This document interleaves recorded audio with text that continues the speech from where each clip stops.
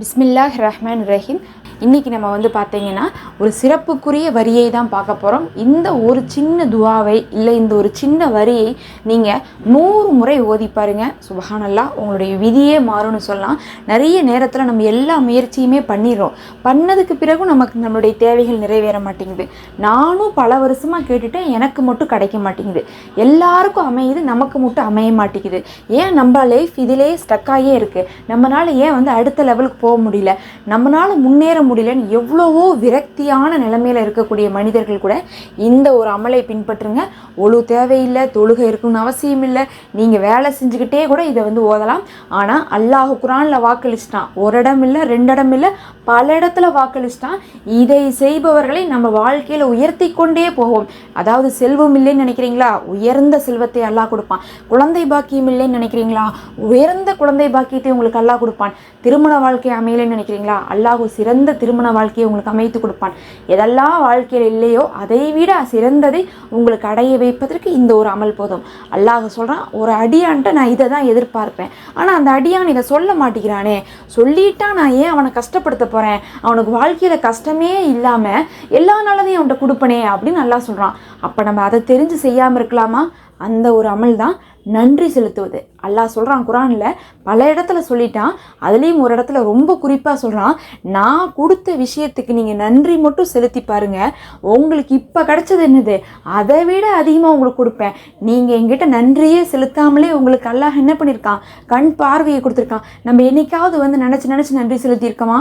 ஒவ்வொரு நொடியும் நம்ம கண் பார்வையோடு இருக்கோம், கையோடு இருக்கிறோம், காலோடு இருக்கோம். இந்த உலகத்தில் இப்போ பிறக்கக்கூடிய எத்தனையோ குழந்தைகள் பார்த்திங்கன்னா சரியான செயல்பாடுகள் இல்லாமல், மூணு வளர்ச்சி இல்லாமையே நிறைய குழந்தைகள் பிறக்கிறாங்க. நம்ம கமெண்ட்லேயே சில தாய்மார்கள் சொல்கிறாங்க, என்னுடைய குழந்தைக்கு இந்த ஒரு நோய் இருக்குது, அவர்களுக்காக துவா செய்யுங்கிறாங்க. கேட்கவே ரொம்ப கஷ்டமாக இருக்குது. யோசிச்சு பாருங்கள், ஒரு தலைமுறையே அப்படி பிறக்கும் போது நம்மளால் என்ன பண்ண முடியும்? ஒன்றுமே பண்ண முடியாது. ஆனால் நம்ம இப்படி இருக்கிறோமே, அதுக்கு என்னைக்காவது நம்ம நன்றியோடு வந்திருக்குமா? இருந்ததே கிடையாது. அதே மாதிரி தான் நமக்கு வசதி இல்லை, கடன் வாங்கியிருக்கோம், கஷ்டம்தான். ஆனால் நமக்கு இன்னைக்கு வரை ஏதோ ஒரு வருமானம் இருக்குது, நமக்குன்னு தங்குறதுக்கு ஒரு வீடு இருக்குது, 3 நேரம் சாப்பாடு இருக்குது, நமக்கு நல்ல துணிமணி இருக்குது. அல்லாஹ் இந்த அளவுக்கு கொடுத்துருக்கானே நம்ம நன்றி செலுத்தியிருக்குமா? கிடையாது. நம்ம இல்லாததவே கேட்குறோம். ஆனால் அல்லாஹ் நம்மளை விட குறைவான இடத்துல வச்சிருக்கிற மக்கள் இந்த உலகத்தில் வாழ்ந்துட்டு தான் இருக்கிறாங்க. அதனால நம்ம கிடைச்சதை கொண்டு நன்றி செலுத்தினா நம்ம எதிர்பார்க்கறதை விட அல்லாஹ் என்ன பண்ணுவான், அதிகமாக கொடுப்பான். அல்லாஹ்வே அதை குர்ஆனில் வாக்களிச்சிட்டான், நீங்கள் நன்றி செலுத்தினால் பன்மடங்காக அதை திருப்பி கொடுப்போன்ட்டான் அல்லாஹ். அப்போ நீங்கள் வாரத்தில் ஒரு நாளாவது நீங்கள் என்ன பண்ணுங்கள், 100 முறை இந்த ஒரு வரியை ஓதுங்க. ஏன் வாரத்தில் ஒரு நாள், தினமுமே ஓதலாம்.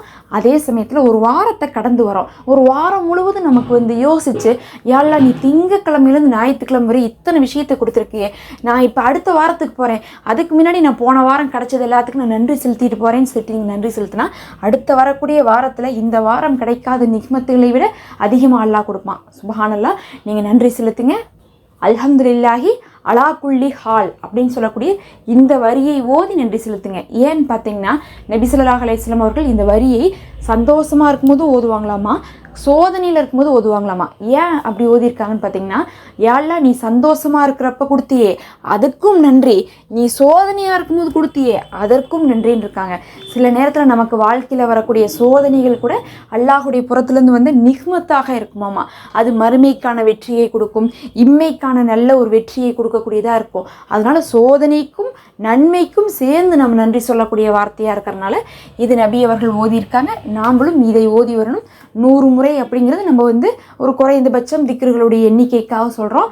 ஆனால் உங்களால் முடிந்த அளவுக்கு நீங்கள் அதிகமாக கூட இதை ஓதுங்க. கண்டிப்பாக உங்களுடைய வாழ்க்கையில் பெரிய மாற்றத்தை பார்ப்பீங்க. நன்றி செலுத்துவதன் மூலமாக விதியே உங்களுக்கு மாறும்.